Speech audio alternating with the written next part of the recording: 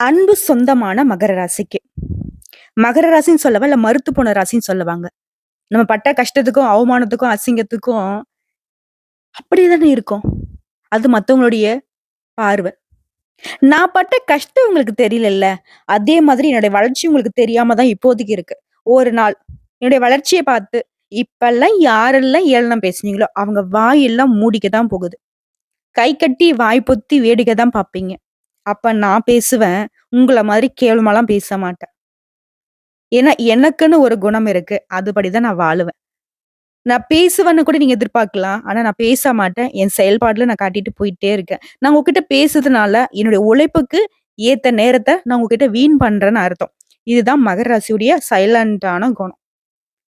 ஆனா, இவங்க பேச மாட்டாங்கன்னு நான் சொல்ல மாட்டேன். எடுத்தெறிஞ்சு பேசுவாங்க. காரணம் யார்கிட்டயும் 10 பைசா கை நீட்டி வாங்கல. யார்கிட்டயும் உதவி பண்ணுங்கன்னு போய் நிக்கல. ஏன் எடுத்தெறிஞ்சு பேசுறாங்க? ஏன்னா, அந்த அளவுக்கு நீங்க பண்ணியிருக்கீங்க. கொஞ்சமா நஞ்சமா நீங்க பண்ணது? இதுதானே நம்ம மத்தவங்ககிட்ட நம்ம கேட்கக்கூடிய விஷயமா இருக்கு. மகர ராசிக்காரங்களே, ஏன்னா கரெக்ட்டா உங்களுடைய மனசுல இருக்கிறதெல்லாம் பேசிட்டு இருக்கேன்னா, உங்களுக்கு யாரெல்லாம் வந்து டாமினேட் பண்ணாங்களோ, யாரெல்லாம் உங்கள வந்து வீழ்த்தணும்னு நெனச்சாங்களோ, அவங்களுக்கு இத ஷேர் பண்ணி விடுங்க. மகரத்த வந்துட்டு சாதாரணமா எடை போட்டுறாதீங்கப்பா. பின்னாடி ரொம்ப வருத்தப்படுவீங்க. இது வந்து வீட்ல இருக்கிறவங்களுக்கு சேர்த்து தான் சொல்றேன். யாரா வேணா இருக்கட்டும். அதே மாரி வாழ்க்கை துணைக்கிட்ட ஆணா இருக்கட்டும், பெண்ணா இருக்கட்டும். உங்கள அவங்க பார்க்கக்கூடிய விதம் எப்படி தெரியுமா இருக்கு? இதெல்லாம் எங்க உருப்பட போது? இதெல்லாம் எதுனா முன்னேறுமா? இதெல்லாம் செஞ்சு என்னதான் கிழிக்க போது? இப்படிலாம் கூட பார்த்துருக்காங்க. இதுன்னு சொல்றீங்க அப்படின்னா, சில பேருடைய வாழ்க்கை நிலை இப்படித்தானே இருக்கு. உங்களால எதுவுமே முடியாதுன்னு ஒரே ஃபுல் ஸ்டாப் வச்சிருக்காங்க. ஆனா அதையும் காதுல வாங்கிக்கிட்டு, அவங்களுடைய வளர்ச்சிக்கும் உறுதுணையா தான் உங்களுடைய செயல்பாடுகள் போய்க்கிட்டு இருக்கு. உண்மதானே? இப்படி வாழக்கூடிய மகர ராசிக்கு அடுத்தடுத்து வரக்கூடிய நாட்கள், நவம்பர் மாதத்துல பாதி நாட்கள் முடிஞ்சிருச்சு. ஆனா இப்ப வந்துட்டு 2 யோகம் உருவாகியிருக்கு. அந்த யோகத்துடைய அமைப்பின் காரணமா, சில கிரகங்களுடைய இட அமர்வின் காரணமாவும் உங்களுக்கு பலன்கள் நல்லதா இருக்குங்க. என்னன்னா, திருக்கணித பஞ்சாங்கத்தின்படி நவகிரகங்களுடைய சஞ்சாரத்த வச்சு தான் உங்களுக்கு நல்லது, கெட்டது நாங்க சொல்றோம். அப்படி பார்க்கிறப்ப சூரிய பகவான் முன்ன வந்து துலாம் ராசியில இருந்தாரு. இப்ப வந்து விருச்சிக ராசிக்கு மாறி இருக்காரு. ஆல்ரெடி வந்து விருச்சிக ராசியில புதன் பகவான் இருக்காரு. இப்ப புதன் பகவானும் சூரிய பகவானும் கூட்டணி அப்படிங்கிறது புதாதிய ராஜயோகத்தை உருவாகி இருக்கு. இது வந்து முதல்ங்க. 2வது பார்த்தோம்னாக்க, சனி பகவான் கும்ப ராசியில வக்ரகதியில இருந்தாரு. அவர பொறுத்தவரைக்கும் அதே ராசியில வக்ர நிவர்த்தி அடைஞ்சிருக்காரு. அது வந்து அவரோட சொந்த ராசி. சோ இதன் காரணமா சஷ யோகம் உருவாகியிருக்கு. இந்த 2 யோகங்களுடைய அமைப்பின் காரணமாவும், இப்ப எந்தெந்த கிரகங்கள் எங்கெங்க சஞ்சரிக்காங்களோ அதை பொறுத்தும் பலன்கள் உண்டு. சூரிய பகவான் விருச்சிக ராசி, செவ்வாய் பகவான் கடக ராசி, புதன் பகவானும் விருச்சிக ராசியில, ரிஷப ராசியில குரு பகவானும், சுக்கிர பகவான் தனுசு ராசியிலும், சனி பகவான் கும்ப ராசியிலும், மீன ராசியில ராகு பகவானும், கேது பகவான் கன்னி ராசியிலும் இருக்காருங்க. இந்த கிரகங்களோட சஞ்சாரத்தை பொறுத்து பலன்கள் அப்படிங்கிறது மகர ராசிக்கு அடுத்தடுத்து வரக்கூடிய நாட்கள் நல்ல நாட்களா இருக்க போகுது. சனி பகவான் உங்களுக்கு ராசிக்கு அதிபதியா இருக்கிறதுனால பேசுறதுல ரொம்ப கரெக்ட்டா பேசுவீங்க. யாருக்கும் பாரபட்சம் பார்க்க மாட்டீங்க. தப்புன்னா தப்பு தான். கரெக்ட்னா கரெக்ட் தான். இது சொந்தமோ, பந்தமோ, கூட பொறந்தவங்களோ, கூட பொறக்காதவங்களோ யாரோ என்னவோ. உண்மைக்கு புறம்பா ஒரு நாளும் பேச மாட்டீங்க. அதே மாரி பொய் பேச தெரியாது. பொய்ய மறைக்கவும் தெரியாது. உங்கள பொறுத்தவரைக்கும் வியூகம் அமைத்து வெற்றிகளை காணும் மந்தனின் ஆதிக்கம் கொண்ட மகர ராசி அன்பு சொந்தங்கள். உங்கள பொறுத்தவரைக்கும் உங்க ஜாதகத்துல சூரிய பகவான் 11ஆம் இடத்துல இருக்காரு. இதனால புதிய நண்பர்கள் கிடைப்பாங்க. அவர்கள் மூலம் நன்மைகள் உண்டாகும்.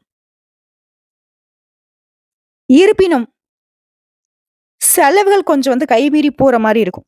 இதனால வந்து மனசு வந்து கொஞ்சம் சஞ்சலப்படும். என்னடா இது! இப்பதான் வந்து பார்த்தீங்கன்னாக்கா, ஏதோ கொஞ்சம் நம்ம நல்லா இருக்கிற மாரி தோணுது. திடீர்னு பார்த்தா செலவு வேற வருதே! அப்படிங்கிற மாரி. ஆனா அந்த செலவுகள் எல்லாமே சுப செலவுகள். உங்களுக்கு நீண்ட நாட்களுக்கு பயன் தரக்கூடிய செலவுகளாக இருக்கும். பயப்படாதீங்க. அடுத்தா தாயாருடைய உடல் ஆரோக்கியத்த பொறுத்தவரைக்கும் பாதிக்கப்பட்டிருந்துச்சு இல்லையா? அப்பப்ப ஹாஸ்பிட்டல் போறது இந்த மாரி இருந்துச்சு இல்லையா? அந்த நிலையில மேம்பாடு உண்டு. உடல் ஆரோக்கியத்துல மேம்பாடு அடைவாங்க. உங்க வேலையில அக்கறையா நீங்க வேலை பார்க்கறதுனால, தனியார் துறையா இருக்கட்டும், அரசாங்க துறையா இருக்கட்டும். ஒருத்தவங்களுக்கு கீழ நீங்க வேலை பார்க்குறீங்க அப்படின்னாக்க, உங்களுடைய மேல் அதிகாரிங்க உங்களுக்கு எப்பாரு ஏதாவது ஒரு குத்தம் சொல்லிக்கிட்டே இருந்தாங்க இல்லையா? அந்த நிலை மாறும். உங்களுடைய செயல்பாடுகள் அவங்கள வாய மூடுற மாரி வச்சுரும். உங்கள எந்த ஒரு குத்தம் குறையும் சொல்லவே முடியாது. கரெக்ட்டா இருக்குங்களா? எப்படிங்க எப்ப பாரு என்ன குத்தம் சொல்லிட்டேவா இருக்க முடியும்? கை பட்டாலும் குத்தம், கால் பட்டாலும் குத்தம்னாக்க நீங்க கரெக்ட்டா இருக்கிறதுனால, இப்போ வந்து அவங்கள எதுவும் பேச முடியாது. அவங்க சைலண்ட் ஆகக்கூடிய காலகட்டம். அடுத்து சந்திர பகவானுடைய இடப்பெயர்ச்சிங்கிறதும் உங்களுக்கு சாதகமான அமைப்பில் தான் நிக்குது.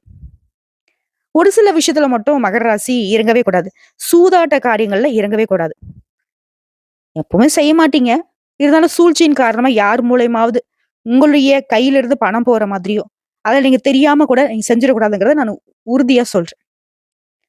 யாராவது உங்களுக்கு வந்து சூழ்ச்சி வலை வைக்கிறாங்க. இதுல பணம் வருதுப்பா. இப்படி நான் சம்பாதிச்சேன், அப்படி நான் சம்பாதிச்சேன். அவங்க வந்து அதனால தான் அப்படி இருக்காங்க, இப்படி இருக்காங்க. எதுல யாரு என்ன சொன்னாலும், உங்க புத்திக்கு என்ன சரின்னு படுதோ அத மட்டும் தான் செய்யணும். அந்த மாரி திடீர்னு வரவுக்கு யாராவது வேலை சொன்னாங்க அப்படின்னாக்க, அதுல வந்து சந்தேக கண்ணோட தான் நீங்க பார்க்கணும். அலசி ஆராயணும். முடிஞ்ச அளவுக்கு அதுல வந்து ஈடுபடாம இருக்கிறது சிறப்பு. அது செவ்வாய் பகவான பொறுத்தவங்க ராசிக்கு 7ஆம் வீட்ல இருக்காரு. வியாபாரம் சம்பந்தமா வெளியூர் பயணங்கள் அதிகரிக்கும். இதனால வருமானம் பெருகும். ஆனா அதே நேரத்துல உடல் பாதிக்கப்படுறதுக்கு வாய்ப்பு இருக்கு. சின்ன சின்னதா தலை சுத்தலு, காய்ச்சல் இந்த மாதிரியான விஷயங்கள் வரதுக்கு வாய்ப்பு இருக்கிறதுனால கொஞ்சம் உடல் ஆரோக்கியத்து மீது அக்கறை வச்சுக்கோங்க. அதே மாரி மகர ராசி பொறுத்தவரைக்கும் கொஞ்சம் பிடிவாத குணம் அதிகம். அத மட்டும் கொஞ்சம் விட்டு குடுத்து இருந்தீங்கன்னாக்க, இன்னும் சிறப்பான பலன்கள் உண்டு. பிடிவாத குணம் தான் சில இடங்கள்ல உங்களுக்கு தோல்விக்கு காரணமாவே இருக்கு. அத வந்து உணர்ந்திருப்பீங்க. கொஞ்ச நாளைக்கு விட்டு குடுத்திருந்தா கரெக்ட்டா நடந்திருக்கும். அப்ப என்னால முடியலப்பா. இப்படிலாம் நெறைய நாள் வந்துட்டு யோசிச்சிருக்கீங்க. சோ இப்ப நான் சொல்றேன் பிடிவாத குணத்த கொஞ்சம் தளர்த்திக்கோங்க. அடுத்த புதன் பகவான பொறுத்தவங்க ராசிக்கு 11ஆம் இடத்துல இருக்காரு. ஆவலோடு நீங்க எதிர்பார்த்திருந்த பணம் உங்க கைக்கு வரும். தொழில்ல இருந்த மந்தத்தன்மை நீங்கி வியாபாரம் விருத்தியாகும். உங்களுக்கு தேவையான பணம் கையில இருக்கும். குரு பகவான பொறுத்தவங்க ராசிக்கு 5ஆம் இடத்துல இருக்காரு. இவரு என்ன பண்றாருனாக்கா, உங்களுடைய மனைவி மக்கள உங்க மனசுக்கு அறிந்து செயல்படுற மாரி வைக்கிறாரு. தொழிலை விரிவுபடுத்துவீங்க. ஆனா, அந்த விரிவுபடுத்துறது அப்படிங்கிறது அதிக முதலீடு மட்டும் பண்ண வேணாம். நம்ம தொழில் நமக்கே தெரியும். எவ்வளோ வந்து முதலீடு போட்டாக்க எவ்வளோ லாபம் வரும். இப்ப நமக்கு இவ்ளோ முதலீடு பண்ணா போதும் அப்படிங்கிற மாரி. முதலீடு பண்ணுங்க. ஆனா, அதிகமா பண்ண வேணாம். அதே மாரி குடும்பத்திலேயே கணவன் மனைவி உறவு அப்படிங்கிறது கொஞ்சம் விரிசல் விடுற மாரி இருந்துச்சு இல்லையா? அது சரியாகும். கணவன் மனைவி வந்து அந்யோன்யமா இருக்க போறீங்க. ஒருத்தருக்கு வந்து விட்டு குடுத்து ரொம்ப ஆதரவா இருக்க போறீங்க. அன்பு பாராட்ட போறீங்க. அடுத்ததான் அடுத்தவங்களோட பேச்ச கேட்டு அகலக்கால் வைக்கக்கூடாது. நான் முன்னாடியே சொன்னேன் இல்லைங்களா? அவங்க சொன்னாங்க, அவங்க நல்லா இருக்காங்க, அவங்க பண்ணாங்க, இவங்க நல்லா இருக்காங்க. இந்த மாரி யாரு என்ன சொன்னாலும் சரி, கேட்காதீங்க.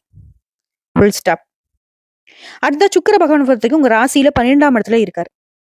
நெருங்கிய நண்பர்களுடைய உதவியினால வியாபாரத்துல இருந்த சிக்கல்களை சரி செய்வீங்க. சுக்கிரன பொறுத்தவரைக்கும் ரொம்ப சாதகமான அமைப்பு. என்னென்ன பிரச்சனை இருக்கு எல்லாத்தையும் சரி செஞ்சு குடுத்துறாரு. உங்களுடைய அதிபதி 2ஆம் இடத்துல அமர்ந்திருக்காரு. கட்டுமான தொழில் கை கொடுக்கும். நில விற்பனை நல்லா இருக்கும். ஆனா எந்த ஒரு விஷயத்தையும் உங்களுடைய அதிபதி என்ன சொல்றாருனாக்கா, முன் யோசனை இல்லாம எந்த ஒரு காரியத்திலயும் ஈடுபடக்கூடாது. அப்படி நீ ஈடுபட்ட, திட்டமிட்டு நீ செயல்படல அப்படின்னாக்கா, கையில இருக்கக்கூடிய காசு கரைவதற்கு வாய்ப்பு இருக்குன்னு எச்சரிக்கை குடுக்குறாரு. அடுத்து ராகு பகவான பொறுத்தவரைக்கும் உங்க ராசியில 3ஆம் இடத்துல இருக்காரு.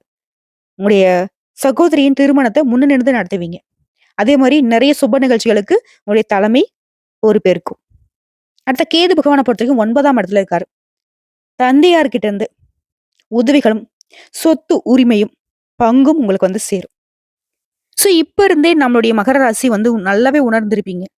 எந்த அளவுக்கு முன்ன இருக்கக்கூடிய நாட்கள் மோசமா இருந்துச்சு. இப்ப எந்த அளவுக்கு நமக்கு சாதகமான அமைப்பு நிக்குதுன்னு. இது உணர்ந்து செயல்படுங்க. எல்லா விதங்களிலும் நன்மைகள் உண்டு. இப்ப கடகடன்னு சொல்லட்டுமா? பணவரவுல குறைவு இருக்காது. உடல் ஆரோக்கியம் சீராகும். குடும்பம் தொடர்பான முக்கிய முடிவுகள எடுக்கிறீங்க அப்படின்னாக்கா, ஒண்ணுக்கு பலமுறை யோசிச்சு முடிவு எடுத்தீங்க அப்படின்னாக்கா, அது எந்த ஒரு பாதிப்பையும் ஏற்படுத்தாது. சொந்த பந்தம் கிட்ட கருத்து வேறுபாடு ஏற்படுறதுக்கு வாய்ப்பு இருக்கு. அதனால மன நிம்மதி இழக்கிறதுக்கு வாய்ப்பு இருக்கிறதுனால அவங்க கிட்ட ரொம்ப கவனமா இருக்கணும். அலுவலக பணியில இருக்கிறவங்க உங்களுடைய பணிச்சுமை அப்படிங்கிறது அதிகரிக்கும். அதற்கு ஏத்த மாதிரியே உங்களுக்கு அனுகூலமான பலனும் உண்டு. நேரம் காலம் பார்க்காம கொஞ்சம் உழைக்க வேண்டியிருக்கும். சக ஊழியர்கள் உங்களுடைய பணிகளை முடிக்க உதவி செய்வாங்க. வியாபாரத்தை பொறுத்தவரைக்கும் விற்பனை லாபம் அப்படிங்கிறது நீங்க எதிர்பார்த்த மாதிரியே இருக்கும். குற்றமோ குறையும் இல்லாத வியாபாரம் பெருகும். அதே மாரி ஏதாவது புதுசா முடிவு எடுக்கிறீங்க அப்படின்னாக்க, அத இப்ப எடுக்க வேணாம். நீங்க அன்றாட வேலைய செய்யறதிலேயே வந்துட்டு கவனம் இருக்கணும்னு சொல்லியிருக்கேன். புதுசா முடிவு எடுக்கிறீங்க அப்படின்னாக்கா, அது வந்து ஒரு குழப்பத்தை ஏற்படுறதுக்கு வாய்ப்பு இருக்கு. அடுத்து குடும்பத்தை நிர்வகிக்கும் பெண்மணிகளுக்கு உங்களுக்கு போதிய அளவு பணம் கிடைக்கும். குடும்பத்தில இருந்த சங்கடங்கள் விலகும். சந்தோஷமான சூழ்நிலை நீடிக்கும். அலுவலகத்துக்கு செல்லக்கூடிய பெண்மணிகளுக்கு வழக்கமான வேலையை செய்யுங்க. ஆனா கவனமா செய்யுங்க. மத்தபடி அலுவலக சூழ்நிலை அப்படிங்கிறது உங்களுக்கு சாதகமா இருக்கு. சந்தோஷத்தை கண்டிப்பா கொடுக்கும். உங்கள பொறுத்தவரைக்கும் அதிர்ஷ்டம் தரக்கூடிய எண்கள் 2, 9. நீங்க வழிபட வேண்டிய தெய்வம் அனுதினமும் முருகப்பெருமானை வழிபாடு செய்ய தினமும் காலையில வீட்ல தீபம் ஏற்றி 27 முறை ஓம் முருகப்பெருமானை போற்றி போற்றி அவருடைய நாமத்தை சொல்லிட்டு அன்றாட வேலைகளை தொடங்குறப்போ நடக்கிறது எல்லாமே உங்களுக்கு நன்மைகளை கொண்டு முடியும். உங்கள பொறுத்தவரைக்கும் அதிர்ஷ்டமான நிறங்க நீல நிறம். அதிகமா நீல நிறத்த பயன்படுத்துங்க. வாழ்க்கையில மகிழ்ச்சி நிறைவா இருக்கும்.